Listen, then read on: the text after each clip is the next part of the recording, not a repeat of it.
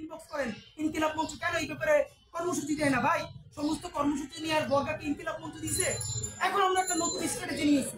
কেউ যদি বলে, গতকালকে ফোন দিয়ে বলে যে ওইখানে একটা ফ্যাসিস্টের ভাস্কর্য আছে, ভাঙতে হবে, আমরা বলছি ঠিক আছে, আমরা ভাস্কর্য ভাঙবো, টাকা লাগবে 10 লাখ।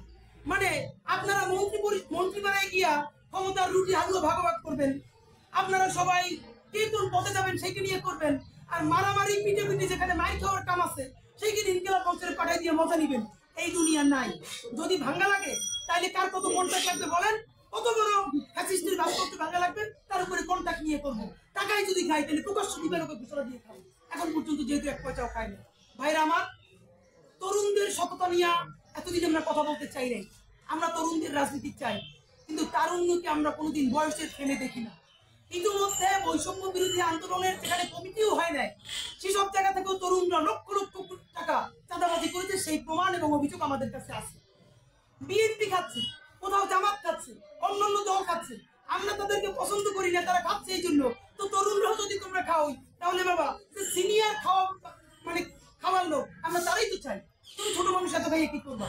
সুতরাং কোন নয়া রাজনৈতিক বন্দোবস্তের নামে কারো 1 পয়সার দুর্নীতির দায় ইনকিলাব মঞ্চ নিবে না ইনশাআল্লাহ।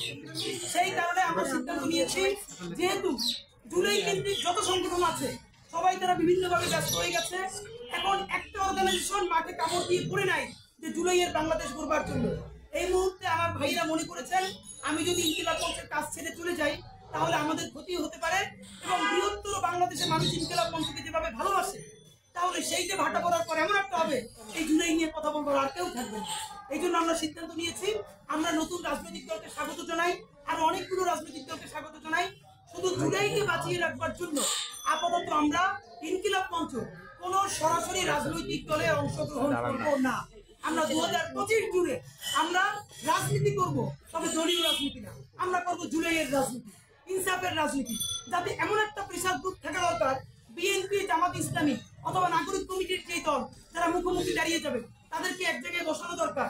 এরকম একটা প্ল্যাটফর্ম তো থাকা দরকার। তো আমরা চিন্তা করছি, আমরা ইনকিলাব মঞ্চের ভাই বোনেরা আপাতত এমন একটা অবস্থায় থাকতে চাই যাতে দেশপ্রেমিক মানুষরা যদি ঝগড়াও লাগায় তাদেরকে যেন এসে ডেকে বসিয়ে মিলমিশ করতে পারি, এবং জুলাই যাতে হারিয়ে না যায় সেই কাজগুলো সবাইকে নিয়ে করতে পারি। সুতরাং আমাদের আপাতত সিদ্ধান্ত, আমরা নতুন কোনো রাজনৈতিক দলে অংশগ্রহণ করছি না, তবে আমরা রাজনীতি করব, সেটা জুলাইয়ের রাজনীতি সকলকে সাথে নিয়ে। সবাইকে ধন্যবাদ। ইনকিলাব জিন্দাবাদ।